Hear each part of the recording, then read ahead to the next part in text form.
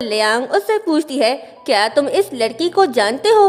पहले तो वो सिर हाँ में हिलाता है, लेकिन बाद में वो ना कहता है। तो लियांग कहती है, अब आप लोग यहाँ पर आ ही गए हो तो हमारे साथ खाना खाकर ही जाना। तो वो लोग हाँ कहते हैं, जिसके बाद वो सब टेबल पर बैठ जाते हैं। पेंगी ये देखकर बहुत ज्यादा हैरान होता है कि लियांग हेड सीट पर बैठी है। तो वो कहता है, आप लोग मेरी बात का बुरा मत मानिएगा, लेकिन क्या मैं ये बात पूछ सकता हूँ कि मिस लियांग आपकी फैमिली के हेड सीट पर क्यों बैठी हुई है? तो यंग बाओ उसे ये कहकर चुप करवा देता है कि तुम्हें हमारी फैमिली मैटर्स में बोलने का कोई हक नहीं। तो ये सुनकर वो चुप हो जाता है। फिर वो देखता है कि यांग यांग और यंग बाओ लियांग को स्पेशल ट्रीट कर रहे हैं। तो वो मन ही मन कहता है, पता नहीं ये लोग बहुत ही अजीब हैं। ये एक छोटी सी लड़की को ऐसे ट्रीट कर रहे हैं जैसे लोग अपने घर के बड़ों को ट्रीट करते हैं। तभी वहाँ पर जाओ यांग आता है और उन दोनों को देखकर पूछता है, ये दोनों कौन है और यहाँ पर क्या कर रहे हैं? तो वेंगी उसे देखकर कहता है, आप बिल्कुल मेरे भाई की तरह दिखते हो। तभी शेंजी उसके एकदम क्लोज जाता है और उसे पकड़कर देखने लगता है, जिससे उसे तकलीफ होने लगती है। ये देखकर यांग यांग बहुत ज्यादा एंजॉय कर रहा होता है। वो तो उनकी वीडियो भी बनाने लग जाता है। तो जाओ यांग शेंजी से कहता है, मुझे छोड़ो, मुझे जाने दो। वेंगी उसको शेंजी से छुड़वाता है और उससे माफी मांगता है, लेकिन शेंजी फिर से जाओ यांग के एकदम पास जाकर उसे पकड़ने लग जाता है। तो जाओ यांग भागकर यंग बाओ के पास छुप जाता है। तो यंग बाओ से कहता है, तुम इसकी बात का बुरा मत मानो, इसे थोड़ा दिमागी मसला है। तभी शेंजी लियांग के साथ चेयर रखकर बिल्कुल उसके बराबर में बैठ जाता है, जो देखकर यंग बाओ को बहुत ज्यादा गुस्सा आता है। वो शेंजी से कहता है, तुम्हारी हिम्मत कैसे हुई मिस लियांग के साथ बैठने की, दूर हटकर बैठो। तो लियांग कहती है, कोई बात नहीं, इसे मेरे साथ ही बैठे रहने दो। वो उसे सर्व करने लग जाती है, जो देखकर जाओ यांग पूछता है, ग्रैंडमा इसके साथ इतनी अच्छी क्यों है? तो यांग यांग कहता है, क्योंकि ये थोड़ा पागल है। तभी शेंजी लियांग को उसके निक नेम से बुलाता है, जो सुनकर यंग बाओ कहता है, तुम्हारी हिम्मत कैसे हुई मिस लियांग को उसके नाम से बुलाने की, रिस्पेक्ट से उनका नाम लो। लेकिन वो फिर से लियांग को उसके निक नेम से बुलाता है, जो सुनकर यंग बाओ गुस्से में उसे मारने लगता है। लेकिन यांग यांग उसे रोकता है, कहता है, अरे ग्रैंडपा इस बच्चे की बात को सीरियस मत लो, ये बीमार है। फिर यंग बाओ देखता है कि वो लियांग को देखे जा रहा है, तो कहता है, सुनिए शियांग फैमिली के बड़े बेटे, आप यूं ही कब से लियांग को ताड़े जा रहे हो? आखिर इरादा क्या है आपका? फिर कहता है, वो जो लियू चैन है ना, वही रैपर, मैं उसे भी कुछ खास पसंद नहीं करता, पर बंदा शरीफ है, फालतू नहीं बोलता, तमीज के दायरे में रहता है, अपनी लिमिट जानता है। पर इसे देखो, ये कैसा बंदा है? तो यांग यांग कहता है, मैं एग्री करता हूँ आपकी बात से। तभी जाओ यांग कहता है, अगर पिछली बार ग्रेट ग्रैंड माँ उस रैपर को डेट कर रही होती तो हम दिल पर पत्थर रख कर मान लेते, पर ये शियांग फैमिली का लड़का क्या चीज है, ना तमीज है ना रिस्पेक्ट, उल्टा बदतमीजी करे जा रहा है। इसका चेहरा देखकर मुझे चिढ़ हो रही है। तो वेंगी सबसे माफी मांगता है और उसे ले जाने की कोशिश करता है, लेकिन वो तो जैसे अपने सीट पर फेविकॉल लगाकर चिपक कर बैठा हुआ था, हिलने का नाम ही नहीं ले रहा था। जो देखकर लियांग कहती है, कोई बात नहीं, इनके लिए गेस्ट रूम प्रिपेयर करवाओ, ये लोग आज यहीं पर रहेंगे। तो वेंगी यंग बाओ की तरफ देख कहता है, अगर मिस्टर जी को कोई प्रॉब्लम नहीं तो तभी हम यहाँ पर रहेंगे। तो यंग बाओ कहता है, अगर मिस लियांग ने कह दिया है तो मैं क्या ही बोल सकता हूँ। जिसके बाद हम लियांग को देखते हैं, जो सो रही होती है। तभी वो एक सपना देखती है, जिसमें यंग बाओ को एक बच्चा एक बुलेट ट्रक दिखा रहा होता है और कहता है, देखो ये मेरे डैड ने मेरे लिए बनाया है, तुम्हारे पास है क्या ऐसा? और उसे चिढ़ाने लग जाता है। तो यंग बाओ कहता है, मेरे डैड बहुत ज्यादा बिजी रहते हैं, इसी वजह से उनके पास इन फालतू कामों के लिए बिल्कुल भी टाइम नहीं रहता। और ये सब कुछ लियांग भी सुन रही होती है और उसे सुनकर बहुत ज्यादा बुरा भी लग रहा होता है।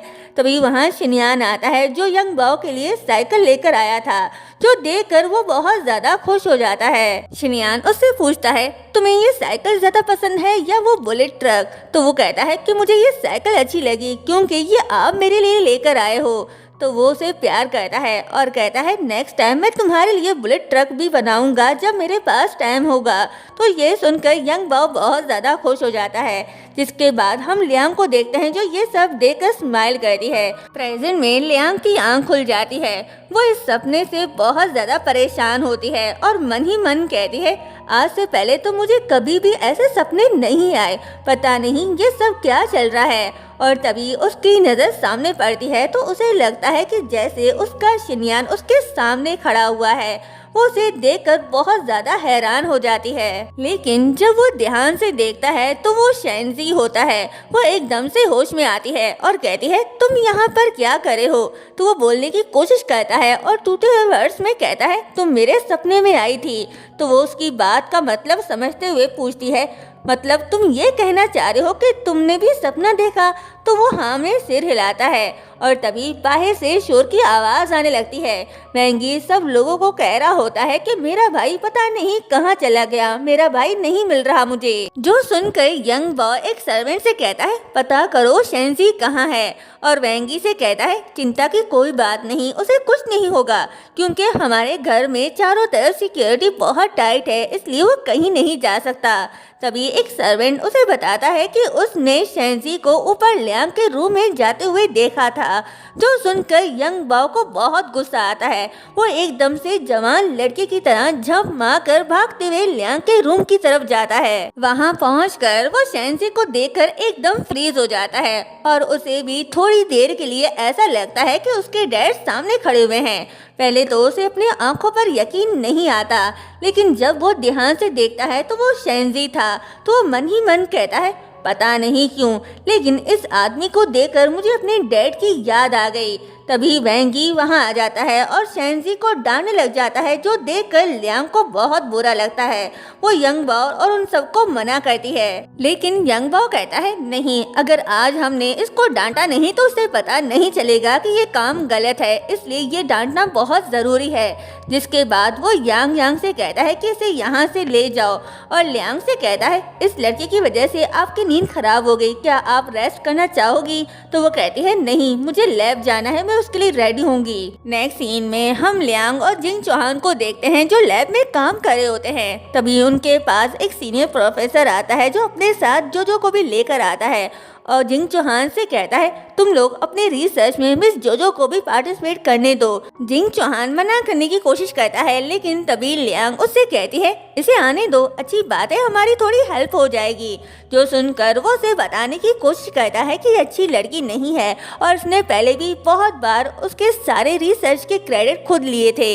लेकिन तभी जोजो जानबूझकर अपनी चोट का निशान उसे दिखाती है, जिसे वो खुद को रोक लेता है और लियांग से कहता है, ठीक है, अगर आप चाहती हो तो हम इसको अपनी रिसर्च में पार्टिसिपेट करने दे सकते हैं। जिसके बाद लियांग जोजो से पूछने लगती है कि तुम किस चीज में एक्सपर्ट हो, मुझे बताओ, फिर मैं तुम्हारे जिम्मे में वो काम लगाऊंगी। जो सुनकर जोजो बहुत ज्यादा गुस्सा हो जाती है और उसे कहती है कि तुम होती कौन हो मुझे काम बताने वाली, मैं तुमसे सीनियर हूँ, मैं किसी का ऑर्डर फॉलो नहीं करूँगी।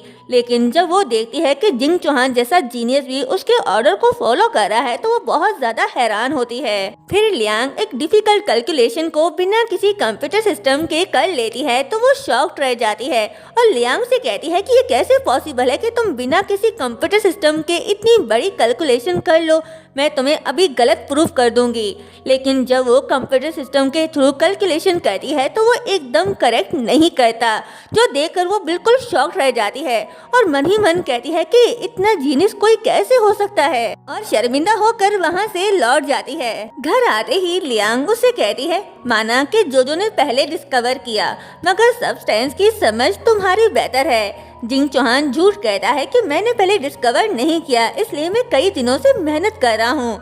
लियांग कहती है, रिसर्च में टैलेंट जरूरी है, मगर मेहनत उससे भी ज्यादा, धोखा मत देना। ये सुनकर जिंग चौहान के हाथ से एक बैग गिर जाता है, जो देखकर लियांग पूछती है, जिंग चौहान, क्या तुम मुझसे कुछ छुपा रहे हो? तो जिंग चौहान कहता है, नहीं, मैं आपसे कैसे कुछ छुपा सकता हूँ, अगर कुछ होता तो आप पकड़ लेती ना। ये सुन लियांग बिना कुछ बोले अंदर चली जाती है, जहाँ वेंगी लियांग से कहता है, सॉरी मिस लियांग, मेरा भाई तुमसे मिले बिना रह नहीं पा रहा था। वो तुमसे मिलने के लिए इतना एक्साइटेड और बेचैन था कि मुझे मजबूरन उसे यहाँ साथ लाना पड़ा। लियांग शेंजी से कहती है, काफी देर हो गई है, अब तुम्हें घर जाना चाहिए। लेकिन शैनजी घर जाने के बजाय लियांग के पास बैठ जाता है और उसका हाथ पकड़कर कहता है घर चलो। ये नज़ारा देख पूरी जी फैमिली आग बबोला हो जाती है और यहीं पर ये पार्ट एंड होता है। चैनल को सब्सक्राइब और वीडियो को लाइक शेयर करना मत भूलिएगा। Thank you so much.